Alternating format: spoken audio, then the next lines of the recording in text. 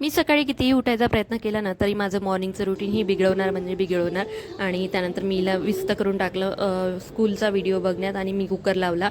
त्यानंतर सगळं जेवण बनवायला घेतलं, हिला पण फ्रेश केलं, हिला स्कूलची तयारी करून दिला, हिला होमवर्क आठवला मदत आणि होमवर्क करत बसली. त्यानंतर पप्पांनी तिला स्कूलमध्ये सोडलं आणि मला बाय बाय वगैरे करत किशी पप्पी दिली.